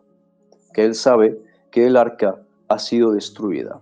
Y tiene sentido que haya sido destruida porque cuando Nabucodonosor entra, lo más sagrado que hay en el templo de Salomón es el arca, tiene sentido que él quiera poner a sus dioses por encima del el Dios que ha sido conquistado. Por lo cual, aquí Jeremías te está diciendo que el arca fue destruida. Después nos vamos a Segunda de Macabeos, donde te dice también la leyenda de que el arca fue llevada al monte Nebo, a la tumba de Moisés, que actualmente se encuentra en Jordania. Y aquí hay algo bastante curioso, ¿no? Hay tiempo después, Ciro, rey de los persas y de los medos, va a conquistar Babilonia y va a liberar al pueblo de Israel y además le va a financiar para que se vaya de nuevo a Jerusalén y le financia un tercer templo y tal. Bien, cuando llega esta segunda generación a Jerusalén, van a construir un tercer templo, entre comillas. Te digo tercer templo porque, como tú adelantabas, primero estaba el de Salomón, después va a estar el de Herodes, será más tarde. Este templo que hay entre medias será un pequeño templete y la gente empezará a llorar porque el arca ya no está, ya no ha aparecido. Ellos pensaban que cuando fuesen devueltos a Jerusalén y que construyeran este templete, que como digo es el que está en medio, el primero de Salomón, el segundo será este, el tercero será el de Herodes, ellos empiezan, ahí aparece el profeta Ageo y dice, no os preocupéis porque el arca de la alianza no aparecerá más, pero lo que sí aparecerá, lo que sí verá este templo será la gloria del Mesías. ¿Sabes quién vio ese templo de verdad? Lo vio un tal Jesús de Nazaret. Bueno, llegándome, siguiendo el hilo de por dónde puede estar el arca, a mí hay un legajo curioso que me resulta bastante sorprendente. Y es que dicen que cuando este apócrifo te está diciendo que cuando Jerusalén se viese en peligro, milagrosamente la tierra se abría y el arca descendía, la tierra se la tragaba y después la tierra se volvía a cerrar. Y esto también es muy curioso, porque tú comentabas, y lo hacías bien, que cuando llegan los templarios, ellos se dedican a excavar por todo el monte de las mezquitas, por toda la explanada del templo, pero sobre todo por un lugar muy curioso, el Domo de la Roca. ¿Qué es este Domo de la Roca? Pues es exactamente el mismo lugar que tú comentabas, que donde Abraham dejó de sacrificar a su hijo. Es esta roca donde también se supone que Jacob soñó que había una escalera al cielo y que decenas o centenares de ángeles subían y bajaban por ella. Es en esta roca donde después se pondrá el arca de la alianza. Esta será la base del templo, esta será la base del Sancta Sanctorum. Y justamente en esta roca también vendrá el califa Omar y después Abdul Malik a construir un edificio octogonal con cúpula dorada, que es una de las imágenes más icónicas de Jerusalén. Cuando Abdul Malik o Omar están en ese lugar, solamente está la roca, solamente está el templete con la roca. Durante 9 años, los templarios llegan a Jerusalén en el 1118, 1119, algunos cronistas, y se supone que vienen a guardar a los peregrinos y a custodiar los santos lugares. Hay un historiador de la época que se llama Fulquerio de Chartres que te dice literalmente, de los templarios no se conoce que custodiasen edificio religioso alguno, exceptuando el Domo de la Roca, y que además eran bastante violentos con las personas que intentaban pasar por allí. La pregunta es, ¿qué hicieron estos 9 caballeros durante 9 años excavando en este lugar? 9 caballeros entrados en años que no habían combatido antes y que después, 1124, si la memoria no me falla, 125, cuando regresan a Francia, se van toda la curia romana y la más alta nobleza de Europa se va a reunir en torno a ellos para dar alabanzas, dinero y prestigio y fama a 9 caballeros, como decíamos, entrados en años, que no han hecho absolutamente nada, pero que quizás han encontrado algo. Y vamos a adelantarnos un poquito más con la Segunda Cruzada, cuando Jerusalén es recuperada por Saladino. Saladino le dice a uno de sus cronistas, a Liderat, que haga un croquis de lo que hay en la explanada de las mezquitas o en el monte del templo, como queramos llamarlo. Y allí Ali Derak te está describiendo el Domo de la Roca. Pero ojo, ahora en el Domo de la Roca hay una cueva subterránea llamada Pozo de Almas. Amigo Juanje, amigo Alejandro, yo he estado en Jerusalén muchas veces, pero he podido pasar aquí dentro, a este Pozo de Almas. Y lo que os voy a descubrir ahora en exclusiva para tu canal, para Noche del Misterio, os voy a descubrir algo absolutamente impresionante. A ver, que esta sí que es heavy, ¿vale? Básicamente, para que la gente que entienda esto, yo estuve en Jerusalén, he estado 2 veces, la primera que fui a filmar, y no conseguí el permiso del mufti de Jerusalén, que es la autoridad religiosa musulmana de la ciudad de Jerusalén. No conseguí el permiso para entrar a filmar el Domo de la Roca, donde Abraham perdonó a su hijo Isaac, como comentábamos, y el Domo de la Roca, que es sagrado no solamente para los judíos, sino también para los cristianos, por ser parte del Monte Moría y porque toda la tradición judía hasta la aparición de Cristo es sagrado para los cristianos, más luego también es sagrado para los musulmanes, porque desde ahí, según el Corán, Mahoma ascendió a los cielos. Un punto clave que es muy difícil donde te dejan entrar, y siempre, y hasta en las películas ha aparecido, ese famoso Pozo de Almas, ese lugar en el que, pues habría infinidad de misterios y de secretos. He dejado así este corte de la entrevista para que me aguantéis hasta el siguiente bloque. Alejandro Bernal, ¿te vendrías conmigo hasta allí, hasta el Domo de la Roca? Por favor, yo creo que visitar Jerusalén es un punto de interés no solamente para las personas que tienen fe en el cristianismo, sino para las personas que amamos la historia, la arqueología. Es un punto neurálgico sobre lo que decía nuestro invitado Manuel Fernández Muñoz sobre Saladino, uno de los sultanes más importantes para los musulmanes, un hombre que sometió a los cruzados, conquistó la ciudad santa de Jerusalén, un personaje fundamental dentro de esta cultura, Juanje. Sí, Saladino Salam ad-Din al-Yusuf. Yo tuve la suerte de estar en su tumba en la ciudad de Damasco. Ahora Siria no está como para irse a dar muchas vueltas y tal, pero realmente es un lugar de adoración todavía súper importante para los musulmanes. Es para ellos su héroe, pues porque obvio reconquistó Oriente Medio, y no solamente fue que reconquistó Oriente Medio, sino el cómo fue la toma de Jerusalén. Cuando los francos conquistan Jerusalén, cuentan las crónicas que la sangre le llegaba a la gente a los tobillos, ¿vale? De la masacre que hicieron. Entonces, cuando se le rinde Jerusalén a Saladino, hace que laven la ciudad en agua con rosas. No solamente no mató a nadie, se dijo, mientras yo esté vivo, aquí podrán venir cristianos, musulmanes y judíos para seguir con sus ritos y con sus cultos. Entonces es un personaje que, bueno, que puede ser, no voy a decir que no va a ser odiado en Occidente,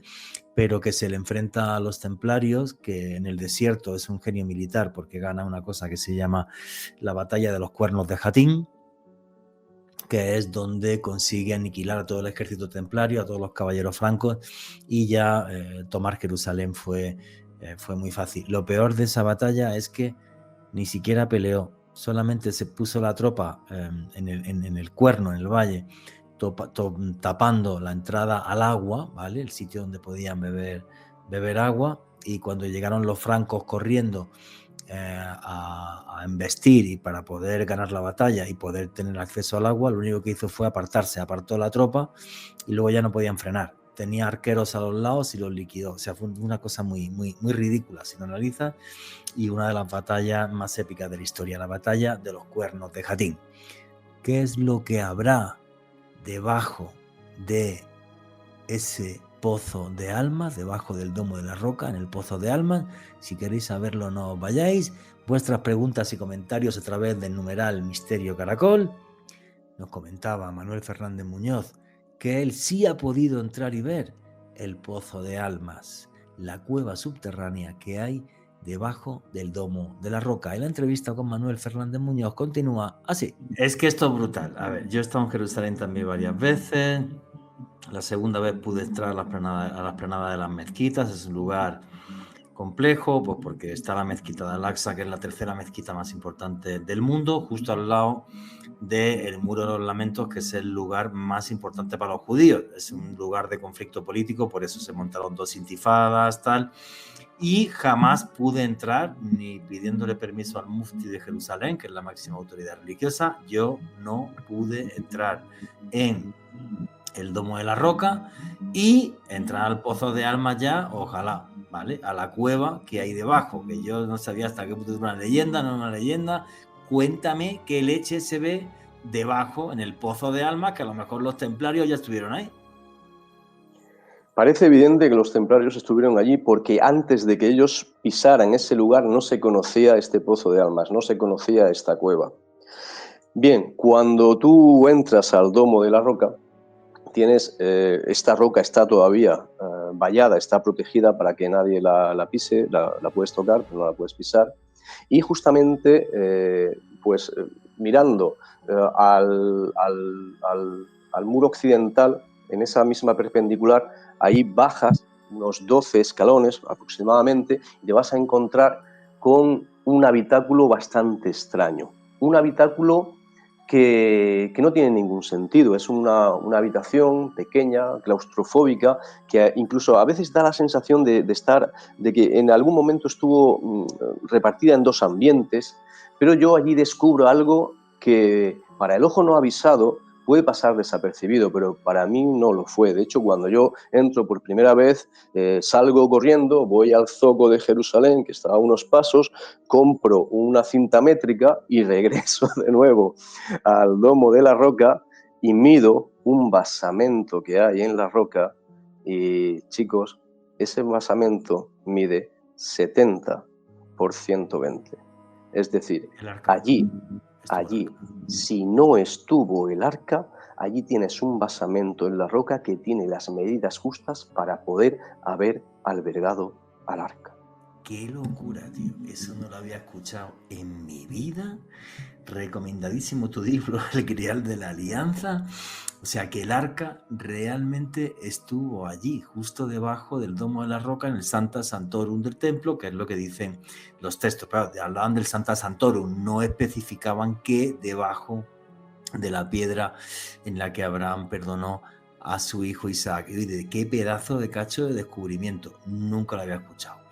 Y después de eso, ¿dónde piensas que está el arca? ¿Se la llevan los templarios o se la lleva un tipo que se llamaba Menelik, que era el hijo de la reina de Saba con Salomón? Porque la gente quizás no sepa, mucha gente que está escuchando este programa, que en Etiopía hay unos judíos negros que se llaman falashas y que tienen la tradición de que el arca estuvo allí. Lo primero que tenemos que decir es que si los templarios no encontraron el arca, sí que encontraron el lugar donde se ubicó el arca. Y que algo tuvieron que encontrar en ese lugar porque cuando regresan a Europa, uno de los personajes más poderosos del momento, que es Bernardo de Claraval, le va incluso a hacer una regla, es decir, y pasará a ser la orden de caballería más importante del mundo. Entonces, algo tuvieron que encontrar. Y después nos vamos a esta leyenda de la segunda arca o el arca etíope. Y es que yo le decía a Alejandro que había, según la Biblia, hay 2 cosas dentro del arca. Una solamente lo que él mencionaba, la vara de Aarón, el gomor de maná y las tablas de la ley, y en otra solamente te está diciendo que están las tablas de la ley. Claro, cuando yo voy con esa dicotomía a un rabino en Jerusalén, porque estoy harto ya de estudiar todas las tradiciones rabínicas y no le encuentro explicación, y tengo que ir a alguien que sepa más que yo, y le pregunto, ¿pero es que había dos arcas o es que la Biblia se está equivocando? Y él me dice, evidentemente, Manuel, había dos arcas. La primera habría contenido aquellas tablas de piedra que quebró Moisés cuando bajó del Sinaí la primera vez y vio a los israelitas adorando al becerro de oro.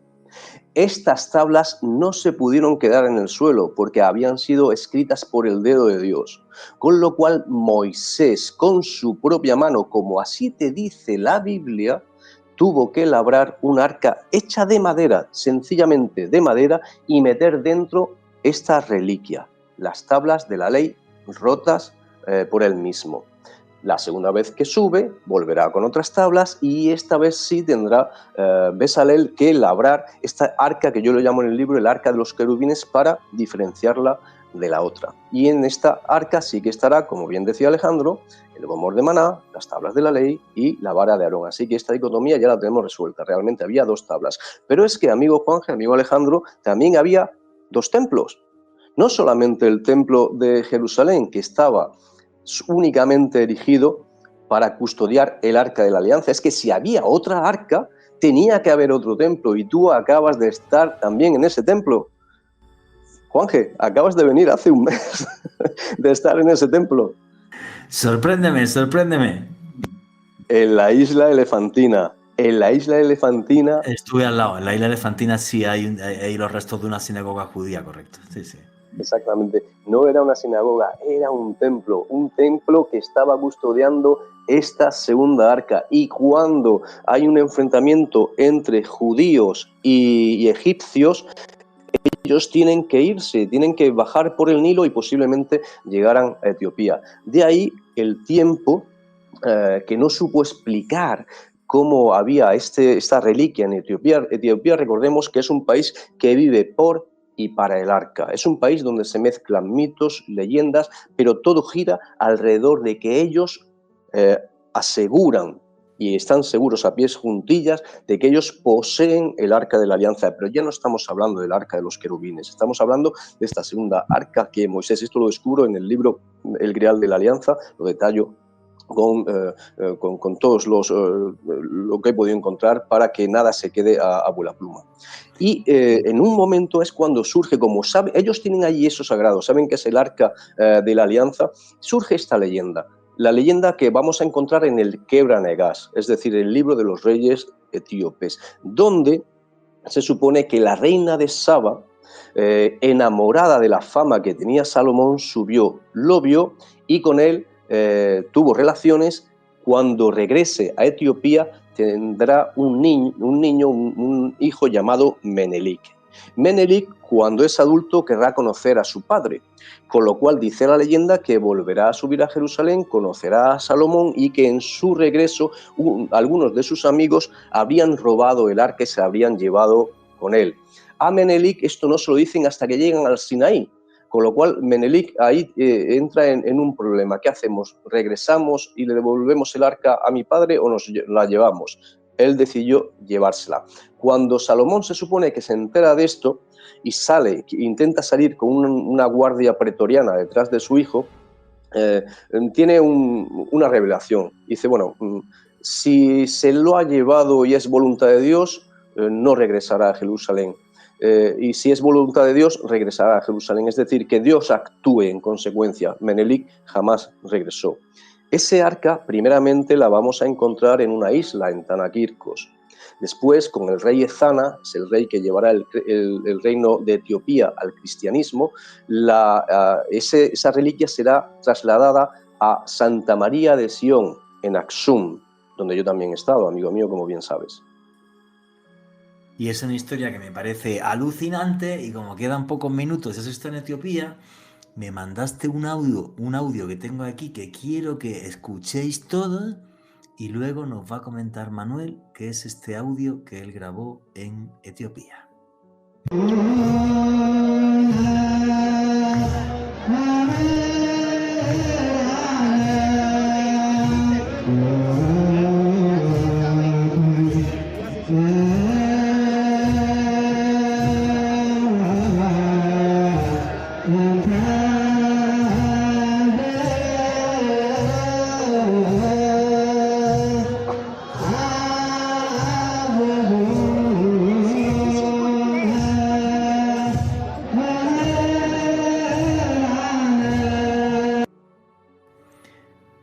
parece maravilloso ese audio y voy a describir la escena. Básicamente, bueno, es un grupo de como de sacerdotes o acólitos o gente vestida como de monjes que están haciendo ese sonido de una ceremonia cristiana ortodoxa etíope. ¿Qué es ese sonido y por qué es tan importante, Manuel? Ellos están celebrando aquí la segunda fiesta más sagrada de Etiopía, que es el Meskel, que hablábamos de ella antes, que es cuando Santa Elena descubre la cruz de Jesús. Ellos lo están celebrando con un ritual muy, muy mágico. Ellos están cantando en Ge'ez, que es la lengua sagrada de Etiopía. Y en esa plaza donde se están reuniendo, después de los cánticos, harán una gran fogata y pondrán un gran poste rematado con una cruz de hierro en su cúpula, en lo alto del poste. De tal manera que en algún momento de la noche prenderán la fogata y, evidentemente, cuando la fogata se prenda, el poste caerá hacia un lado o hacia el otro, o hacia donde sea. Dependiendo de dónde caiga el madero y la cruz, así los sacerdotes vaticinarán qué es lo que sucederá en Etiopía al año siguiente. Si será un buen año, con buenas cosechas, con buena agricultura, con buena pesca. Entonces estamos ante una mirada hacia atrás en el tiempo y donde aquí puedes, en Etiopía, concretamente esta ciudad, en Lalibela, estás mirando a la historia cara a cara. Pero es que nos quedan tantos temas por decir, me gustaría revelarlos, tantos secretos, que no sé si nos va a dar tiempo.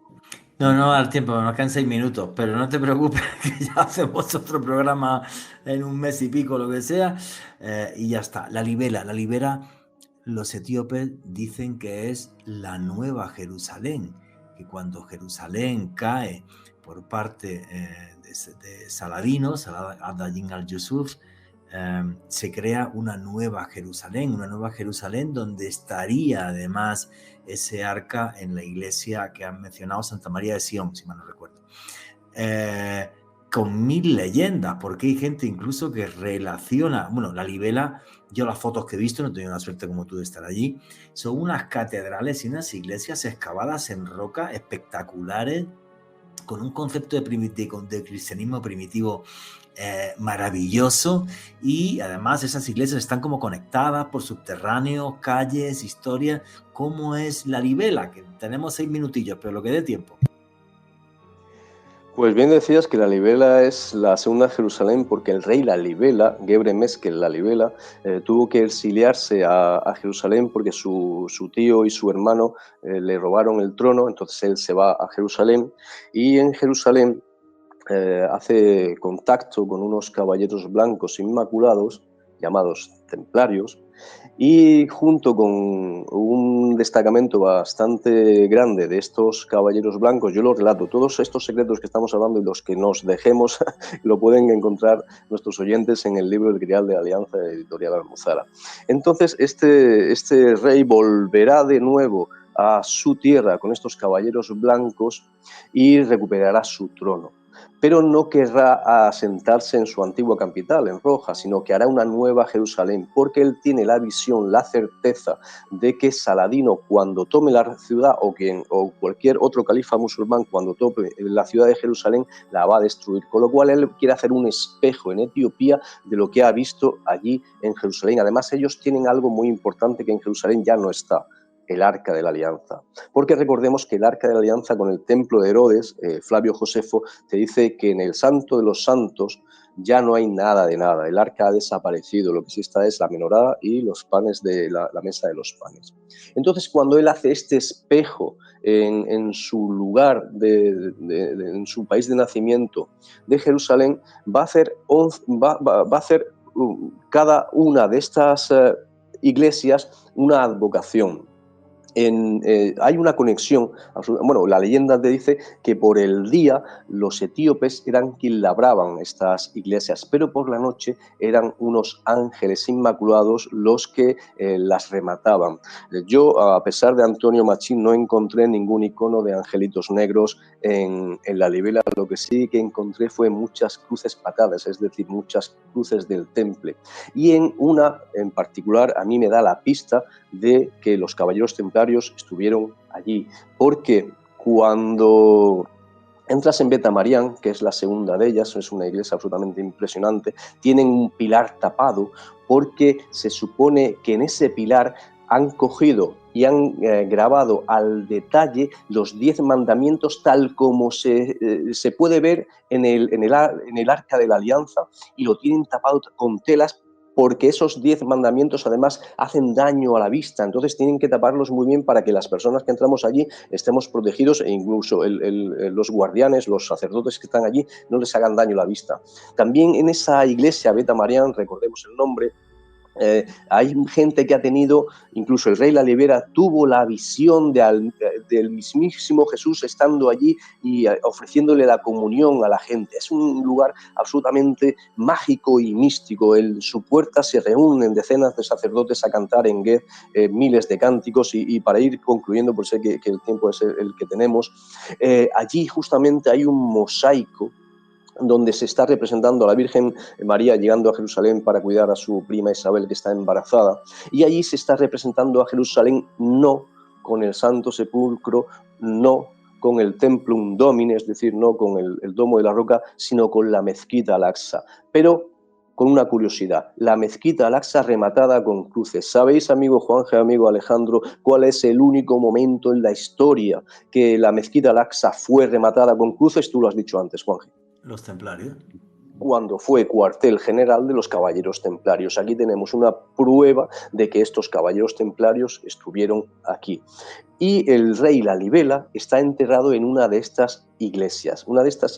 Y cuenta la leyenda, y esto volvemos a suponer, ¿dónde está el arca en Etiopía? Cuenta la leyenda que no es en Santa María de Axum, sino que en Santa María de Axum el rey La Libela dejó una réplica, pero que la verdadera Arca de la Alianza se la llevó consigo y está enterrada debajo de su tumba, que la tenemos aquí en La Libela, dejando, como decimos, en Santa María de Sion una copia. En Santa María, sí, una copia. Recordemos que en Santa María de Sion hay un guardia, un custodio, sí, que está... Es.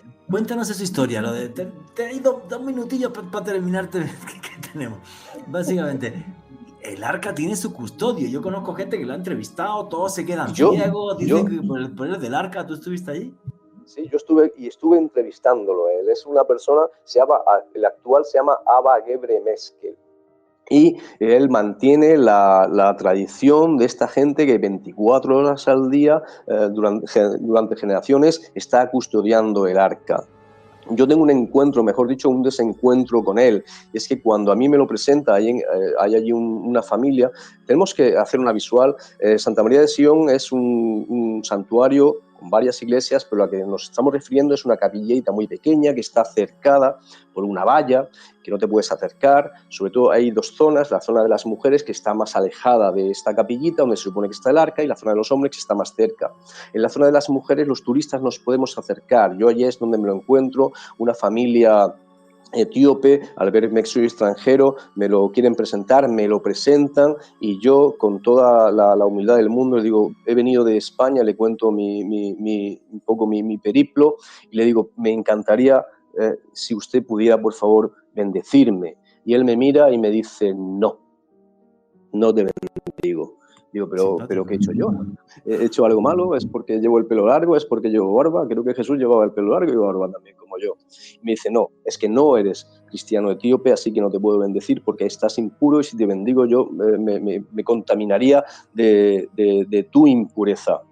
Entonces le digo: bueno, pues yo sí que te voy a bendecir. Y entonces lo bendigo, me retiro e intento acercarme al lugar donde están los hombres para rezar. Yo lo único que quería era rezar al lado de donde pudiera sentir a Dios más cerca. Y este hombre, el guardián del arca, me manda a uno de sus esbirros a que me eche de allí, y le digo a este esbirro, digo: vamos a ver, que yo no estoy haciendo nada, que lo único que quiero es rezar, ya está, rezo y me voy. Nada, no me dejó en absoluto, ¿no? Me echaron de allí. Yo tenía el hotel justamente a 100 metros de este complejo, el de Santa María de Sion. Yo me di cuenta en ese momento que el guardián del arca no era un santo. Evidentemente, si era un ser humano, tenía que dormir. ¿Y sabes qué pasa, Juan? Que yo duermo muy poquito. Así que a las 3 de la mañana me levanté, me encapuché, y para que no se notara el color de mi piel, me cubrí de un montón de ropa. entré a Santa María de Sion, me puse lo más cerca de la verja que podía estar del arca, allí me arrodillé y durante 3, 4 horas estuve rezando y llorando delante de lo que podía ser la presencia de Dios, pidiéndole bendiciones para mi familia, para mi hijo, salud para todos los seres humanos e incluso para vosotros que me estáis viendo, que nos estáis oyendo. Os pedí bendiciones para todo el mundo. Yo no sé si el arca está allí, Juanje, no tengo ni idea. Yo lo que sé es que allí es donde yo le volqué mi corazón a Dios y estoy seguro de que Él me escuchó. Qué lugar tan mágico, qué historia tan bonita. Si queréis muchos más datos, no os perdáis el libro El Grial de la Alianza. Lo tenéis en Amazon. Ponéis Manuel Fernández Muñoz, el libro Grial de la Alianza, y en Amazon os llega a todos lados. Porque no ha contado ni la mitad. O sea, me he dejado la mitad de los capítulos que ni te he preguntado.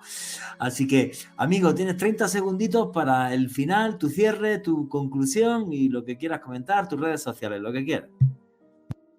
Pues la única conclusión es que, o mejor dicho, un consejo es que cada uno busque su propia arca, que cada uno busque su propio grial, pero que para eso, para brillar por fuera, primero tenemos que aprender a brillar por dentro. Así que nada más, amigo.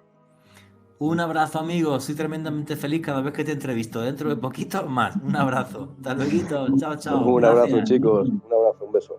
En fin, menuda entrevista. Me parece magnífica a lo que hemos llegado. Y en el fondo, fíjate, ¿no? Que ir tras la búsqueda de este tipo de objetos sagrados, que yo lo he hecho, si no vas a encontrar nada. Si yo tengo claro que no voy a encontrar el arca, ni voy a encontrar el Santo Grial, que fui también a Francia a buscarlo, ni voy a encontrar, no sé, una calavera de cristal en la selva, no creo. Pero salir de tu zona de confort, repito esto que es muy importante, salir de tu zona de confort para enfrentarte al mundo, redescubrir la historia, conocer culturas que no son la tuya. Dios santo, cómo echo de menos de vez en cuando aquellos años, esos 10 años que me pegué de reportero, que es duro, que no es tampoco no es como en las películas. O sea, al final, pasar todos los años, 6, 7 meses fuera de tu casa viajando, con la presión de una cadena de televisión, es duro. Pero bueno, Alejandro Bernal. Juanje, yo siento que, bueno, a pesar de no haber tenido esa posibilidad que tú has tenido de buscar estas reliquias, de emprender muchos viajes, de hacer expediciones maravillosas que nos deslumbran a todos nosotros, yo siempre considero que un viaje y sobre todo estas características tiene el propósito de encontrarte a ti mismo. Y me imagino que tú muchas veces te encontraste a ti mismo mientras buscabas el Grial, mientras buscabas el arca, mientras estabas en Machu Picchu con el maestro que nos mira desde el infinito, Fernando Jiménez del Oso. Son viajes de autodescubrimiento y desde ese punto es maravilloso. Y creo que la búsqueda del Grial, la búsqueda del Arca de la Alianza, lo que en sí tiene como trasfondo es una búsqueda de la luz interna. Fíjense lo que decía Manuel, la búsqueda de la iluminación propia, Juanje. Sí, efectivamente, porque cuando vas buscando este tipo de objetos, al final no los descubres, pero no solamente redescubres una parte del pasado que es fantástica. Y a ver, estar en Jerusalén sentado en la escalinata de entrada al antiguo templo, ¿vale? En la ciudadela de David, mientras todos los peregrinos están por otro lado, realmente por ahí pasó Cristo sí o sí, ¿vale? En lo que se acaba de excavar. Estar en ese tipo de sitios y reencontrarte con una historia que es fabulosa y que cambió el mundo es magnífico. Y luego también estar con otras culturas, estar con los indígenas, con todos los indígenas quechuas, por ejemplo, en el Valle Sagrado, estar con los bereberes en Marruecos, estar con los beduinos en el desierto egipcio, te hace mucho más tolerante. Y eso creo que, tal y como está el tiempo a día de hoy, es muy importante. Alejandro Bernal, tu conclusión y tu cierre.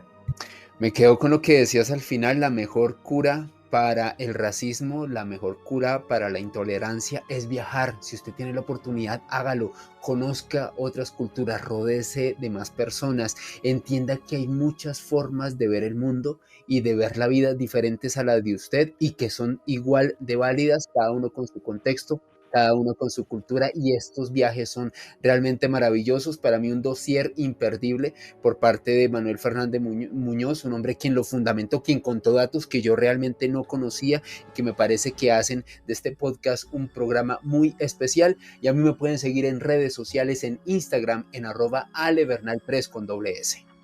Un mundo fantástico, un mundo mágico que se nos olvidó. Un mundo en el que todo era posible, un mundo en el que el mismísimo Dios se metía a joyero para hacer objetos como la menorá y el arca de la alianza. Un tiempo pasado donde los dioses y la divinidad tocaron la tierra. Un tiempo que se nos olvidó, quizás porque después hemos sido muy necios en todo lo que hemos hecho en la historia. Y nunca olviden que vivimos en un mundo mágico porque está repleto de misterio.